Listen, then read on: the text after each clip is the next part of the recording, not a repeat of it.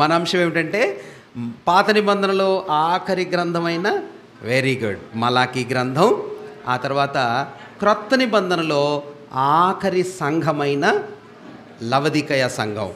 వీళ్ళిద్దరి మధ్యలో దగ్గర పరిస్థితులు, విధానాలు, వాళ్ళ ఉద్దేశాలు, వాళ్ళ ఆత్మీయమైన స్థితి దగ్గర ఒకటేలాగా ఉంది అనే పోలికను మనం ధ్యానం చేస్తూ ఉన్నాం కదా.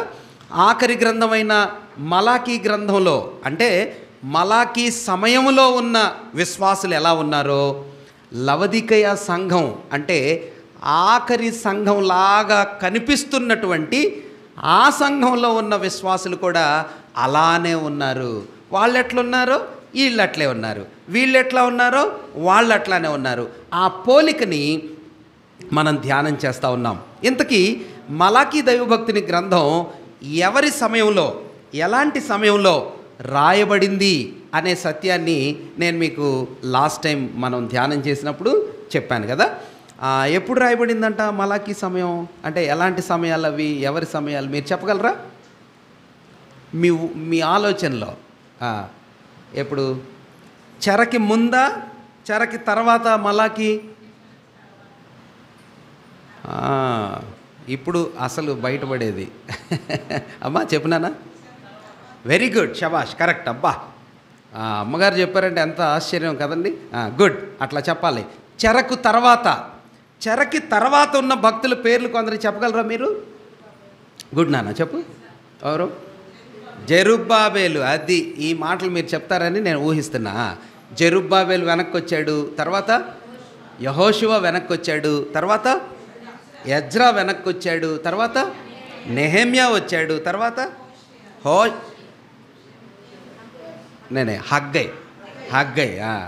హగ్గై వెనక్కి వచ్చాడు, తర్వాత జకర్యా హగ్గైతో కలిసి పనిచేశాడు. వీళ్ళ తర్వాత ఎవరు?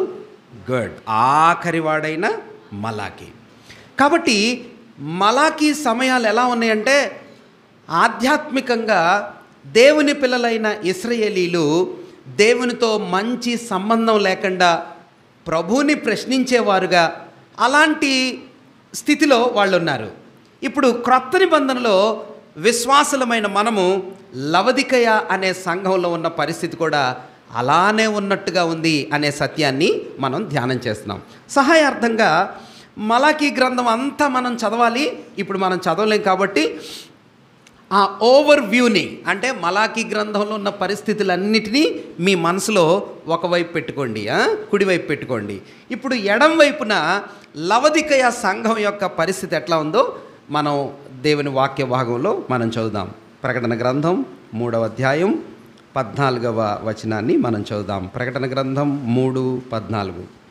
లవదికయలో ఉన్న సంఘపు దూతకు ఇలాగు వ్రాయుము, ఆమేన్ అనువాడును, నమ్మకమైన సత్యసాక్షియు, దేవుని సృష్టికి ఆదియునైన వాడు చెప్పు సంగతులు ఏవనగా, నీ క్రియలను నేను ఎరుగుదును, నీవు చల్లగానైనను వెచ్చగానైనను లేవు, నీవు చల్లగానైనను వెచ్చగానైనను ఉండిన మేలు. అంటే అట్లా ఉండుంటే బాగుండేది అంటున్నాడు.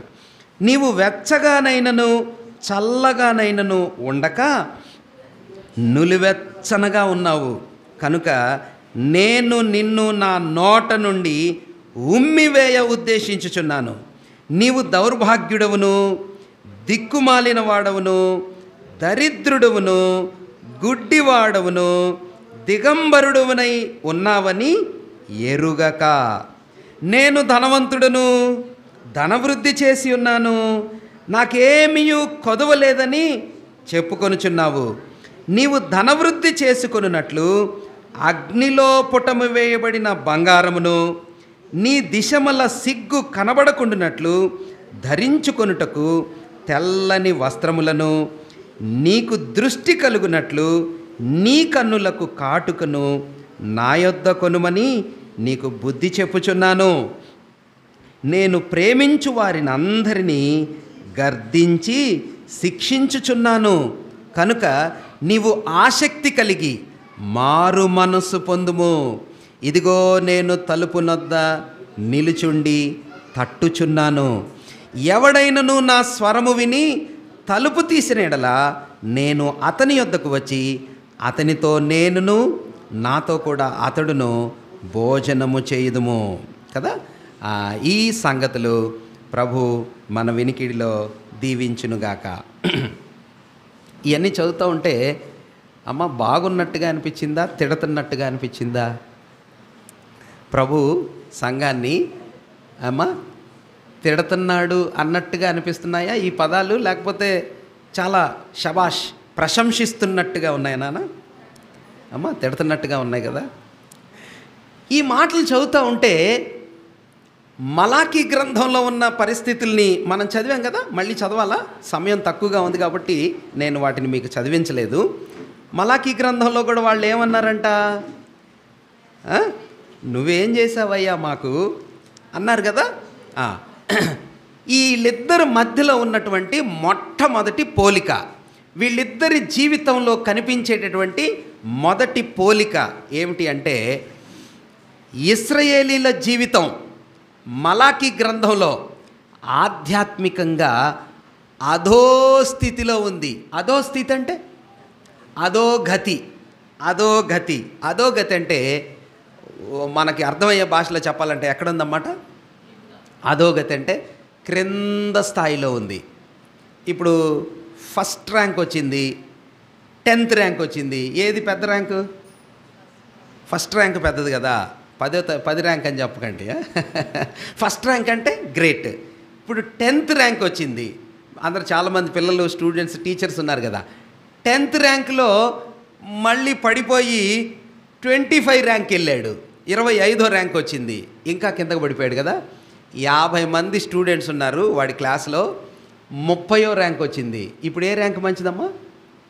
ఫస్ట్ ర్యాంక్ మంచిది కదా, 25వ ర్యాంక్ మంచిది. ఇప్పుడు దేనికి దిగాడు? 30కి వచ్చాడు. 30 నుంచి 50కి దిగిపోయాడు. అరే 30లో అన్నా ఉండుంటే బాగుండేది కదరా అంటాం కదా పిల్లల్ని. అరే 30వ ర్యాంక్ వచ్చినా బాగుండేది కదరా. నువ్వు మరీ అధ్వానంగా ఏ ర్యాంక్కి వెళ్ళావు? 50వ ర్యాంక్ వెళ్ళా అంటే ఇంకా దానికంటే కింద స్థాయి ఏమన్నా ఉందా? ఇంకా లేదు కదా. ఇంకా దానికంటే అధోగతి, దాన్ని మించి క్రింద స్థాయి ఇంకా లేదు. పాత నిబంధన విశ్వాసులు, పాత నిబంధన భక్తులు మలాకీ సమయంలో ఎట్లాంటి పరిస్థితుల్లో ఉన్నారంటే క్రింద స్థాయిలో అధోగతిలో ఉన్నారు. ఆధ్యాత్మికంగా ఇంకెంతకంటే కిందకు పోయే పరిస్థితి లేదన్నా అన్నట్టుగా ఉన్నారు. ఆత్మీయంగా సేమ్ అదేవిధంగా ప్రకటన గ్రంథంలో లవదికయ సంఘంలో ఉన్న విశ్వాసుల పరిస్థితి కూడా ఎట్లా ఉందంటే, వీళ్ళు కూడా ఎట్లా ఉన్నారంటే ఆధ్యాత్మికంగా ఎట్లా ఉన్నారంట బాబు? క్రింద స్థాయికి దిగిపోయారు, అధోగతిలో ఉన్నారు. అమ్మ వాళ్ళ సంగతి పక్కన పెట్టండిలే, మీ సంగతి నా సంగతి ఎట్లా ఉంది? ఫస్ట్ ర్యాంక్లో ఉన్నారా? 10th ర్యాంక్లో 10వ ర్యాంక్లో ఉన్నారా? 25వ ర్యాంక్లో ఉన్నారా? 30 ర్యాంక్లో ఉన్నారా? 50 ర్యాంక్లో ఉన్నారా? అన్న ఎవరు వేస్తారన్న ప్రోగ్రెస్ కార్డు? దేవుడు కాదు, దేవుడు పైకి వెళ్ళాక వేస్తాడు. మీరే వేసుకోవాలా. ఎవరి ప్రోగ్రెస్ కార్డు వాళ్ళే వేసుకోవాలి. నాకు ఎన్ని మార్కులు అనేది ఎవరు వేయాలి నాన్న? నా ప్రోగ్రెస్ కార్డు నేనే. ఆత్మీయంగా నా జీవితం ఎట్లా ఉంది, విశ్వాసంలో 10కి ఎన్ని మార్కులు? 10కి ఎన్ని మార్కులు వస్తాయమ్మా మీకు? నాకు చెప్పొద్దులే, మీరు వేసుకోండి, నా మార్కులు నేను వేసుకుంటా. ఆ తర్వాత ప్రేమలో ఎన్ని మార్కులు మీకు? నాకు తెలీదు, మీరు వేసుకోండి మార్కులు. తర్వాత పవిత్రత, హోలీ లైఫ్, పవిత్ర జీవితం ఎన్ని మార్కులమ్మా? యామిని చూస్తుంది, అన్న నాకు ఎన్ని మార్కులు? నేనేను. మీ మార్కులు మీవే. వాక్యం, ప్రార్థనా జీవితం, సహవాసం, వీటికి ఎన్ని మార్కులు? అన్న మేము ఒకప్పుడు ఫస్ట్ ర్యాంక్లో ఉండేవాళ్ళమన్నా, భలే ఆసక్తిగా ఉండేవాళ్ళమన్నా, సువార్తలో సూపర్గా ఉండేవాళ్ళమన్నా, అబ్బో మా జీవితాలు ఉజ్జీవంగా ఉండేవాళ్ళైనా. అవునవును, ఇశ్రాయేలు పరిస్థితి కూడా అట్లానే ఉంది. దావీదు సమయంలో, సొలొమోను సమయంలో, ఉజ్జియా సమయంలో మరి భక్తులైనటువంటి గొప్ప గొప్ప ఆశా సమయంలో వాళ్ళ పరిస్థితుల్లో వాళ్ళ ఆత్మీయ స్థితి ఎట్లా ఉందంటే, అబ్బో సూపర్, పాటలు బ్రహ్మాండం, భక్తి బ్రహ్మాండం, ఆశీర్వాదాలు బ్రహ్మాండం, అలా గొప్ప స్థాయిలో ఉన్నారు. కానీ మలాకీ సమయానికి వచ్చేటప్పటికి ఎంత దీన స్థితికి దిగజారిపోయారంటే, అసలు ప్రభు ఏమన్నాడు తెలుసా? మలాకీలో అంటే మలాకీ సమయాల్లో ఉన్న విశ్వాసులను చూసి ప్రభు ఏమన్నాడు తెలుసా? ఆ మాట చదివితే మనకి చూసాం కదా, మీ ముఖం మీద ఏమేయాలన్నాడు? పేడ వేయాలనిపిస్తుంది అని తిట్టినట్టుగా చెప్పాడు. చెప్పి ఆయన బాధను వ్యక్తం చేస్తూ ఇలా చెప్పాడు ప్రభు. ఏమన్నాడు చెప్తారా? మీరు చదవండి అన్న, మలాకీ గ్రంథం ఫాస్ట్గా చదవండి. 1వ అధ్యాయం 10వ వచనాన్ని చదువుదామా? మలాకీ గ్రంథం 1:10. మీలో ఎవరైనా ఒకడు నా బలిపీఠం మీద నిరర్ధకముగా అగ్ని రాజబెట్టకుండునట్లు నా మందిరపు వాకిళ్లను మూయువాడు ఒకడు మీలో ఉండిన ఎడల మీలో ఉండుంటే మేలు మీ యందు నాకు ఇష్టము లేదు. ఏం మాట అన్న ఇది? అన్న మీకు అర్థమైందా ఈ మాట? మీరు సరిగా చదివేటప్పుడు ఏకాగ్రత పెట్టినట్లేరు. మీ అందు నాకు ఇష్టం లేదు. ఎప్పుడైనా ఎవరైనా చెప్పారా మీకు ఆ మాట? అన్న చెప్పారా? ఇంకా అట్లా చెప్తే అసలు ఎలా ఉంటుంది కదా, అరే నువ్వంటే నాకు ఇష్టం లేదురా, నువ్వంటే నాకు ఇష్టం లేదు అని ప్రభు అక్కడ ఒక మాట అన్నాడు. ఏమన్నాడు తెలుసా? మీలో ఎవరన్నా ఒకడు మీరు చర్చికి రాకుండా, లేకపోతే ఆ రోజుల్లో మలాకీ సమయంలో దేవుని మందిరానికి రాకుండా, మీరు మందిరానికి వచ్చి బలులర్పించి ఆరాధన చేసి నాకేదో చేసేస్తున్నారన్నట్టుగా మీరు చేస్తున్న మీ ఆత్మీయమైన ప్రక్రియలు జరగకుండా ఎవడన్నా నా మందిరాన్ని మూసేస్తే, డోర్స్ క్లోజ్ చేసేస్తే, తలుపులు వేసేస్తే ఎంత బాగుండో. అంటే ప్రభు అసలు లోపలికి వచ్చే వాళ్ళని మీరు రాకుండా ఉంటే బాగుండరా. అమ్మా ఎంత మాట అన్నా, చాలా భయంకరమైన మాట. అది మీకు ఎలా అనిపిస్తుందో నాకు తెలియదు. కానీ ప్రభు అంటున్నాడు, మీరంటే నాకు అసలు ఇష్టం లేదు. 50వ ర్యాంక్ వచ్చింది ఒకడికి.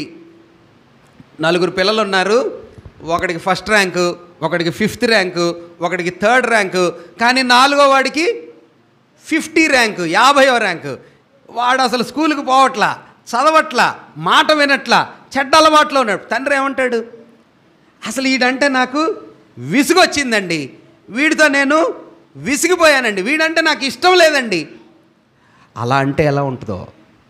ప్రభు ఒక విశ్వాసిని చూసి, మలాకీ గ్రంథంలో ఉన్నటువంటి భక్తుల్ని చూసి అన్నాడు, మీరు ఇంత క్రింద స్థాయికి పడిపోయారే. వాళ్ళని అన్నాడు కదా, ఇప్పుడు లవదికేయ సంఘంలో ఉన్న విశ్వాసం చూసి అన్నాడు, మిమ్మల్ని చూస్తుంటే, మీ పరిస్థితి చూస్తుంటే, మీ ముఖం చూస్తూ ఉంటే నాకు మీ మీద ఉమ్మి వేయాలనిపిస్తుంది. అయ్యా బాబు, తమ్ముడు, చెల్లి, మలాకీ వాళ్ళ సంగతి మనం దూరం పెడదాం. మలాకీ గురించి మనం అక్కడున్న పరిస్థితులు కాదు, లవదికేయ సంఘంలో ఉన్న విశ్వాసుల సంగతి కూడా కాదు. నీ సంగతి ఏంటి? నా సంగతి ఏంటి? దేవుడు నిన్ను నన్ను చూసినప్పుడు వెరీ గుడ్ అంటాడా? ఎక్సలెంట్ అంటాడా? టీచర్లు గ్రేడ్స్ ఇస్తారు కదన్నా, A++, A+, తర్వాత A, B, C, D, తర్వాత ఈ అంటే ఇంకా దానికంటే కింద. ఈరోజు మన ప్రోగ్రెస్ కార్డులో దేవునితో మన సంబంధాన్ని ఇవాల్యుయేట్ చేసుకునేటప్పుడు, అంచనా వేసేటప్పుడు, నా స్థితి పైనుందా, కిందుందా, అధో స్థితిలో ఉందా? ఈ గ్రంథంలో లేకపోతే ఈ సంఘంతో ప్రభు అంటున్నాడు, మీ పరిస్థితి ఎట్లా ఉందంటమ్మా, అరే నిన్ను చూస్తుంటే నువ్వు వేడిగా లేవు అన్న, నువ్వు చల్లగా కూడా లేవు. మీరెట్లున్నారు? ఏంటిదంట ఆ భావం? నిన్ను చూస్తే అటు వేడిగా లేవు, ఇటు చల్లగా లేవు. ఒకవేళ నువ్వు వేడిగా ఉండుంటే భలే ఉండేదిరా. పోనీ నువ్వు అసలు వేడి లేకుండా దేవుని నుంచి దూరంగా ఎక్కడో చల్లగా ఉన్నా పోనీ అదన్నా బాగుండేది. నువ్వు అటు వేడిగా లేవు, ఇటు చల్లగా లేవు. ఎట్లా ఉన్నావంట? నులివెచ్చలుగా ఉన్నావు. ఏంటిది వేడి? ఏంటిది చల్లదనం? ఆత్మీయ జీవితంలో లవదికయ సంఘాన్ని ప్రభు ఉద్దేశించి అంటున్నాడు. 3:19 చూద్దాం, చూడండి అన్న. 3:19 నేను ప్రేమించు వారిని అందరినీ గర్దించి శిక్షించుచున్నాను కనుక నీవు ఆసక్తి కలిగి. ఏం లేదంటన్నా వీళ్ళకి, ఆసక్తి లేదంట. అసలు ప్రభు అంటే విశ్వాసుల్లో కిందకి కిందకి కిందకి కిందకి పతనమై కిందకి వెళ్ళిపోయిన విశ్వాసుల పరిస్థితి ఎలా ఉందంటే అసలు ఆసక్తి లేదు. తండ్రి వస్తున్నాడంటే ఆసక్తి లేదు, ప్రార్థన అంటే ఆసక్తి లేదు, వాక్యం అంటే ఆసక్తి లేదు, దేవుడంటే ఇష్టం లేదు. అట్లాగైతే లవదికయ సంఘంలో ఉన్న విశ్వాసుల పరిస్థితి ఎట్లా ఉందంటే ఆసక్తే లేదు. దేనికి లేదంటే మారు మనసు పొందటానికి ఆసక్తి లేదు, భక్తి ఆసక్తి లేదు, దేవుడంటే నిర్జీవమైపోయిన స్థితిలో ఉన్నారు. ప్రభు అంటున్నాడు లవదిక. అసలు చాలా సమయం పట్టింది కానీ నేను చెప్పడానికి చాలా మంచి విషయాలు ఉన్నాయి. ఎఫ్ఎస్సి సంఘంతో ప్రభు అంటున్నాడు, 2వ అధ్యాయంలో ఉన్నాయి కదా, 7 సంఘాలని చెప్పుకున్నాం కదా. ఎఫ్ఎస్సి సంఘంతో అంటున్నాడు, ఎఫ్ఎస్సి సంఘమా, నువ్వు ఏ స్థితిలో ఉండేదానివో నువ్వు చూసుకున్నావా? ఏ స్థితిలోకి పడిపోయావో నువ్వు చూసుకున్నావా? అన్న చదువుతారా? 2వ అధ్యాయం ప్రకటన గ్రంథం 4వ వచనం, 2, 4, 5 వచనాలు. 2వ అధ్యాయం 4, 5 వచనాలు. ప్రకటన గ్రంథం, ఆఖరి గ్రంథం ప్రకటన గ్రంథం 2వ అధ్యాయం 4, 5 వచనాలు. ఆయనను మొదట నీకు ఉండిన ప్రేమను నువ్వు వదిలేసావని నేను నీ మీద తప్పు ఒకటి మోపాల్సి వచ్చింది. నీవు ఏ స్థితిలో నుండి పడితివో జ్ఞాపకం చేసుకొని మారు మనస్సు పొంది ఆ మొదటి క్రియలను చేయము. చాలన్నా, థ్యాంక్ యూ. ఈ సంఘం ఏమైపోయిందంటనా? ఏ స్థితిలో నుండి పడిందో. ఎప్పుడైనా కొండ ఎక్కారన్నా? కొండలు ఎక్కారా? మౌంటైనీరింగ్ అమ్మా ఎక్కారా? మీకు మరి హిమాలయ కొండలు ఎక్కారా? మీకు తెలియదు అనుభవం. నేను ఎక్కా. కొండ ఎక్కేటప్పుడు చాలా జాగ్రత్తగా పైనున్నోడితో మనం టైఅప్ చేసుకొని జాగ్రత్తగా నెమ్మదిగా వెళ్ళాలా. ఇక్కడ ఉండేలాగా ఉండవు కొండలు. అక్కడ చాలా స్టీప్గా, చాలా నేరోగా, చాలా ప్రమాదంగా ఉంటాయి. చాలా ఎత్తుకు వెళ్ళిన తర్వాత ఒక్కొక్కసారి ఏమైందంటే జారతాం, పట్టు వదిలిద్ది. అప్పుడేమవుతుంది తెలుసా? ఎక్కడ ఏ స్థాయికి వెళ్ళామో అక్కడి నుంచి ఏమైపోతాం? కింద పడతాం. మళ్ళీ ఈ కింద నుంచి ఎంతో దూరం ఉండదు, చాలా కొంచెం దూరం ఎక్కడానికి 4-5 గంటలు పట్టిద్ది. అరే ఇన్ని గంటలు నేను కష్టపడి ఇక్కడ దాకా వచ్చాను, ఇప్పుడేమైపోయాను? మళ్ళీ కింద పడిపోయాను రా. ప్రభు అంటున్నాడు, నువ్వు ఏ స్థితిలో నుంచి కింద పడ్డావో నువ్వు అసలు చూసుకుంటున్నావా? ఎఫ్ఎస్సి సంఘమా, నువ్వు పడిపోయినావు. నీ స్థితి కింద పడిపోయినట్టుగా ఉన్నావు. ఎఫ్ఎస్సి, అసలు నువ్వు గుర్తుపడుతున్నావా? నువ్వు ఎక్కడ ఉండాల్సిందానువో, ఏ స్థాయిలో ఉండాల్సిందానువో, ఎంత ఎత్తులో ఎంత వైభవంతో ఉండాల్సిందానువో నువ్వు అక్కడ లేవు, కిందకు వచ్చేసావు. ఎఫ్ఎస్సి సంఘాన్ని అంటున్నాడు నువ్వు పడిపోయావురా అంటున్నాడు కదా. ఇంకా కొన్ని సంఘాల గురించి ప్రభు అంటున్నాడు నువ్వు స్థిరంగా లేవురా అన్న. చూడండి 2వ అధ్యాయంలో ఉన్నాం కదా. పెర్గెమతో భక్తుడైనటువంటి సంఘప్రియులు పెర్గెమ సంఘంలో ఉన్న విశ్వాసులతో ప్రభు అంటున్నాడు 14వ వచనం చదువుతారా? అయినను నేను నీ మీద కొన్ని తప్పిదములు మోపవలసి ఉన్నవి. అవేమనగా విగ్రహములకు బలి ఇచ్చిన వాటిని తినునట్లు, జారత్వము చేయనట్లు, ఇశ్రాయేలులకు ఉరి ఒడ్డుమని బాలాకునకు నేర్పించిన బిలాము బోధను అనుసరించు వారు నీలో ఉన్నారు. నీవు వారిని అటువలనే నికోలాయితుల బోధన అనుసరించి వారందరూ నీలో ఉన్నారు. సరే, అవన్నీ మనం చదివితే చాలా సమయం అయిపోయింది. ఆ సంఘంతో ప్రభు అంటున్నాడు, నువ్వు వాళ్ళతో కలిసిపోయావే. ఏమైపోయావు? నువ్వు వాళ్ళతో కలిసిపోయావు. తుయతైరాతో సంఘంతో అంటున్నాడు, నువ్వు అసలు స్థిరంగా లేవే అన్న. చూడండి, 2వ అధ్యాయంలో ఉన్నాం కదా, 2వ అధ్యాయం 22వ వచనం చదువుతారా? ఇదిగో నేను దాన్ని మంచం పట్టించి దానితో కూడా వ్యభిచరించువారు దాని క్రియల విషయమై మారు మనసు పొందితే గాని వారిని బహుశ్రమల పాలు చేస్తాను. 25 చదవండి అన్న. నేను వచ్చే వరకు మీకు కలిగి ఉన్న దానిని గట్టిగా పట్టుకొనడి. అంటే వీళ్ళు ఏం చేశారనమాట? వదిలేశారు. అది గట్టిగా పట్టుకోవాలంట. గట్టిగా పట్టుకోవటం అంటే ఏంటన్నా? ఆత్మీయమైన భాష ఇది. గట్టిగా పట్టుకోవటం అంటే స్థిరంగా ఉండండి, నిలకడగా ఉండండి.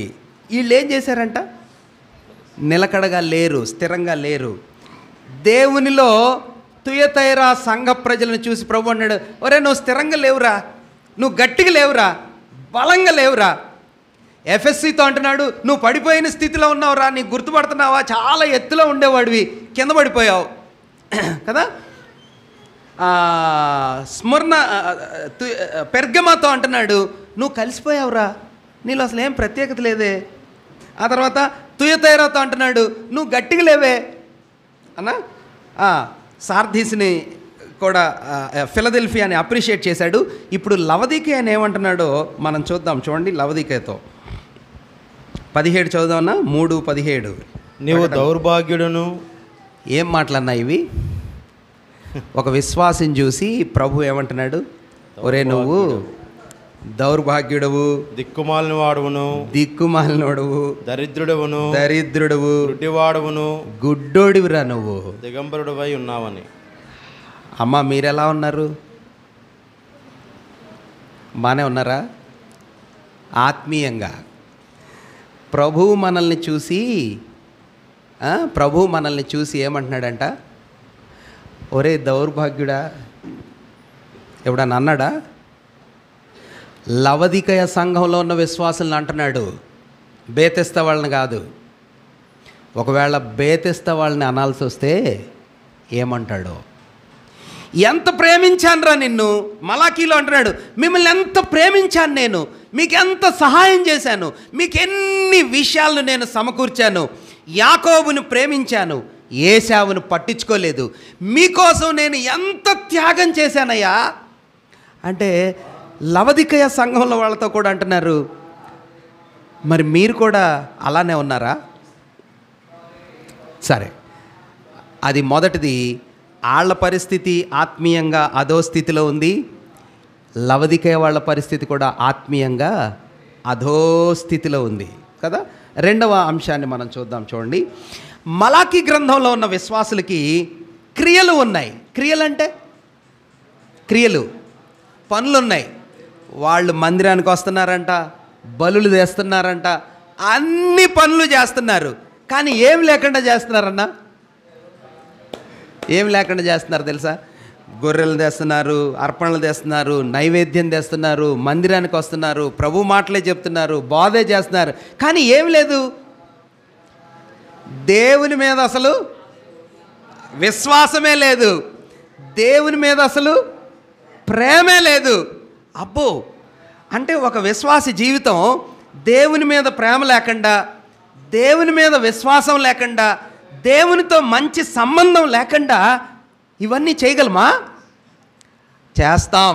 అదే బైబిల్ చెప్తుంది. మందిరానికి వస్తామా? వస్తాం. బైబిల్ చదువుతామా? చదువుతాం. పాటలు పాడతామా? పాడతాం. ప్రార్థన చేస్తామా? చేస్తాం. మరి విశ్వాసం లేదు. దేవుడంటే ప్రేమ లేదు. దేవుడంటే భయం లేదు. ఓ, మలాకీ సమయంలో ఉన్న విశ్వాసులు ఎట్లా ఉన్నారంటే అన్ని యాక్టివిటీస్ ఉన్నాయి. మీటింగ్, ఎంజాయ్మెంట్, మైక్లు, పాటలు, హడావిడి.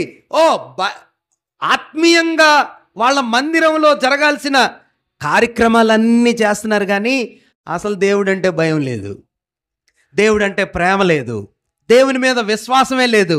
దేవునితో ఎదురాడతారు. ఓ ఎంత విషాదమైన పరిస్థితి కదా. ఇక్కడ అంటున్నాడు లవదికయ సంఘ విశ్వాసులు కూడా అట్లే ఉన్నారు. వాళ్ళు కూడా అన్నీ చేస్తున్నారు కదా, నులివెచ్చకుంటారంట కానీ పనులన్నీ చేస్తున్నారు. పైగా వాళ్ళు ఏమనుకుంటున్నారు తెలుసా అన్న, వాళ్ళు ఏమనుకుంటున్నారు తెలుసా, దేవుడేమో అరే నువ్వు దౌర్భాగ్యుడవు, గుడ్డోడివి, నీకు అసలు తెలివి లేదు, నువ్వు దిక్కుమాలినోడివిరా, అలా ఉన్నావురా అంటే వాళ్ళు ఏమన్నారు తెలుసా, వాళ్ళు ఏమనుకుంటున్నారంట, నేను ధనవంతుణ్ణి, ఓరి నాయనో నేను ధనవంతుణ్ణి, నేను ధన సమృద్ధి చేసుకున్నాను, నాకేం తక్కువ ఉంది. ప్రభు అంటున్నాడు అరే నీ మీద బట్టలే లేవు కదరా. నేను కొన్ని ఉదాహరణలు రాశా, అవి మీకు ఇప్పుడు చెప్పలేనులేండి, సమయం అయిపోయింది. ఒకడు పళ్ళు లేవు అంటన్నా, పోసినోరు పళ్ళే లేవు, వాడు చెరుకు గడ తింటున్నాడంట. ఏం తింటున్నాడమ్మా, చూసేవాడు అడిగి అరే నువ్వు తినగలవా, నాకేమైందిరా నేను తింటాను, చెరుకు గడ పట్టుకున్నాడంట. ఆడికేం లేవు. మనం అలాంటి వాళ్ళని చూస్తే ఏమంటాం, ఒరే వీడు బుద్ధి లేని వాళ్ళ ఉన్నాడురా కదా. ప్రభు అంటున్నాడు అరే నీకు బట్టలే లేవు, అసలు నువ్వు దిగంబరిగా ఉన్నావు, నువ్వు గుడ్డోడివిరా, అసలు నీకు కళ్ళు కనిపించట్లేదు. వీడు అనుకుంటున్నాడంట నాకేం తక్కువ ఉంది, నా కళ్ళు బ్రహ్మాండంగా ఉన్నాయి అంటున్నాడు వీడు. ప్రభు అంటున్నాడు నీకేమో కళ్ళే లేవురా, అసలు చెవులే లేవురా, నీకు చెవిటోడివిరా, నీకు నోరే లేదురా, నువ్వు మాట్లాడలేదంటే. వీడంటున్నాడు నాకు అన్నీ ఉన్నాయి కదా, ధన సమృద్ధి ఉంది, మందిరం ఉంది, రిచ్నెస్ ఉంది. ఈ ఆఖరి దినాల్లో లవదికయ సంఘంలో ఉన్న విశ్వాసుల మైండ్ సెట్ అక్కడ చెప్తున్నాడు అనమాట. ఎట్లా ఉంటుందంటే మాకు అన్నీ ఉన్నాయి కదా, మాకేం తక్కువ ఉంది, బాహ్య సంబంధమైన విషయాలను కలిగి అంతరాత్మలో ఆత్మీయమైన విషయాలు లేకుండానే ఉండే భక్తి జీవితాన్ని లవదికయ సంఘంలో మనం చూస్తాం కదా. They will be having all activities, అన్ని పనులు చేస్తారు. నువ్వు అలా చేస్తున్నావు, నువ్వు ఎలా చేస్తున్నావు, నువ్వు అక్కడ కష్టపడుతున్నావు, నువ్వు ఇక్కడ కష్టపడుతున్నావు. ప్రభు అన్నాడు ఆ సంఘాలతో ఇవన్నీ నువ్వు చేస్తున్నావు కానీ నీలో ఏమి లేదు, అసలు ప్రేమ లేదు, విశ్వాసం లేదు, దేవుడంటే భయం అసలే లేదు. ఎంత విషాదం కదా. దేవుని చిత్తం అయితే నేను ఈ మాటల్ని సురేష్ అన్న మంచిగా టైప్ చేసి పెట్టాడు, అవి మన వాట్సాప్ గ్రూప్లో పెడతాను, మీరు చదవండి, చాలా అంశాలు ఉన్నాయి. భోజనాలు అర్పిస్తారంట, వీళ్ళు బోధలు చేస్తారంట, మలాకీ సమయంలో పెళ్లి చేసుకుంటారంట, పెళ్లిలో నమ్మకత్వం లేదు, బోధలలో దేవుని వాక్యం లేదు, భోజనాల్లో అసలు దేవుని యొక్క భయం, నైవేద్యం, ఆరాధనే లేదు. అవి లేకుండానే ఇవన్నీ చేస్తారా? అవును చేస్తారు. మరి మనం కూడా అట్లే ఉన్నామా, లేకపోతే ఏమన్నా బెటర్గా ఉన్నామా? ఒక మాటని మనం చూసి క్లోజ్ చేద్దాం. దేవుని ఆలయాన్ని మలాకీ గ్రంథంలో ఉన్న విశ్వాసులు అపవిత్రం చేస్తున్నారు. ప్రభు అంటున్నాడు నా ఆలయాన్ని మీరు ఎంత పాడు చేస్తున్నారు. ప్రియమైన దేవుని పిల్లరా, లవదికయ సంఘంలో ఉన్న పరిస్థితి ఏంటో తెలుసా? అసలు దేవుడు ఆ సంఘం లోపల లేడు. ఎక్కడున్నాడు దేవుడు? మరి బయట ఉన్నాడు. అందుకని అంటున్నాడు నేను బయట నిలబడి తలుపు తడుతున్నాను. అయ్యో, అంటే బైబిల్ ఉంది కదయ్యా, బోధకులు ఉన్నారు కదయ్యా, పాస్టర్లు ఉన్నారు కదయ్యా, మరి వీళ్ళు చెప్పేది ఏంటి? దేవుడేమో బయట, ప్రభువేమో బయట, మిగిలినన్ని లోపల. అయితే ఒక దీవెనకరమైన మాట లాస్ట్లో ప్రభు మలాకీలో ఉన్న విశ్వాసులు ఏమన్నాడు తెలుసా? మీరు నా వైపు తిరుగుతారా, నేను మీ వైపు తిరుగుతాను. మీరు నా వైపు అన్న ఒక్క మాట చదవండి, ఏమైనా పర్లేదు, సమయం పోయినా పర్లేదు. మలాకీ గ్రంథం చూద్దామా? మలాకీ గ్రంథంలో ప్రభు వాళ్ళని రిక్వెస్ట్ చేస్తున్నాడు. 3వ అధ్యాయం 7వ వచనం చదవండి అన్న. 3:7 మలాకీ గ్రంథం 3:7.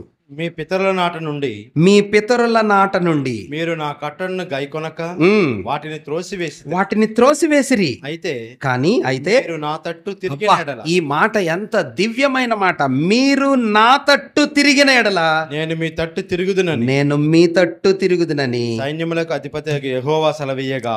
ఈ మాటని మీ హృదయాల్లో దాచుకొని వెళ్ళండి. ఈరోజు ప్రభు ఏమంటాడంటే అట్లాంటి అధోగతిలో ఉన్న విశ్వాసులతో, దేవుణ్ణి లెక్క చేయని విశ్వాసులతో, ఆత్మీయంగా పడిపోయిన విశ్వాసులతో మలాకీ గ్రంథంలో అంటున్నాడు మీరు నా వైపు తిరుగుతారా? నేను మీ వైపు తిరుగుతాను. మీరు నా దగ్గరికి వస్తారా? నేను మీ దగ్గరికి వస్తాను. వా! ఎంత అద్భుతమైన ప్రకటన గ్రంథంలో లవదికే సంఘంతో ప్రభు అంటున్నాడు, మీరు తలుపు తీస్తారా? తలుపు తీస్తావా అన్న? 3:20 చదువుదామా? 3:20. నేను తలుపునొద్ద ఇదిగో నేను తలుపునొద్ద నిలుచుండి నిలుచున్నాను. ఆ, ఎవడైనా నా స్వరం విని ఎవడైనను నా స్వరం విని తలుపు తీసిన ఎడల తలుపు తీస్తే నేను అతని యొద్దకు వచ్చి నేను అతని యొద్దకు వచ్చి అతనితో నేనును అతనితో నేనును నాతో కూడా అతడును ఆ, భోజనము చేయుదుము. ఆహా, ఎంత దివ్యమైన మాట. అయ్యా బాబు, అమ్మ, ఈరోజు నీ ప్రోగ్రెస్ కార్డ్ ఎట్లా ఉన్నా పర్లా, ఎట్లా 50 ర్యాంక్లో ఉన్నా పర్లా, 30 ర్యాంక్లో ఉన్నా పర్లా, అసలు 0 మార్క్స్ వచ్చినా పర్లా. కానీ సంతోషమైన విషయం ఏంటంటే ప్రభు నీ తలుపు, నీ హృదయం దగ్గర తలుపు దాడుతున్నాడు. అది శుభవార్త. ఈరోజు సందేశం, ప్రభు కోసం నువ్వు తలుపు తీసి, ప్రభువా నా కళ్ళు బాగలేవు, నా హృదయం బాగలేదు, నా జీవితం బాగలేదు, నన్ను మార్చయ్యా, నా దగ్గరికి రాయ్యా అంటే ఆయన అన్నీ మార్చటానికి, ప్రేమ చూపించటానికి, అవకాశం ఇవ్వటానికి ఆయన సిద్ధంగా ఉన్నాడు. ఎంత మంచి దేవుడు కదా! మలాకీ విశ్వాసులకి దగ్గరగా ఉన్నాడు, లవదికయ విశ్వాసులకి దగ్గరగా ఉన్నాడు, బేతెస్తా విశ్వాసులకి దగ్గరగా ఉన్నాడు. ప్రభుని ఆహ్వానించండి. అయ్యా, మీలో బాగులేనివి, నాలో బాగులేనివి ప్రభువుకి చెప్పండి. ఆయన మీరు నా వైపు తిరిగితే నేను మీ వైపు తిరుగుతాను. ఆ మాటతో మీరు దీవెనలతో ఇంటికి వెళ్ళాలని ప్రభు నందు నేను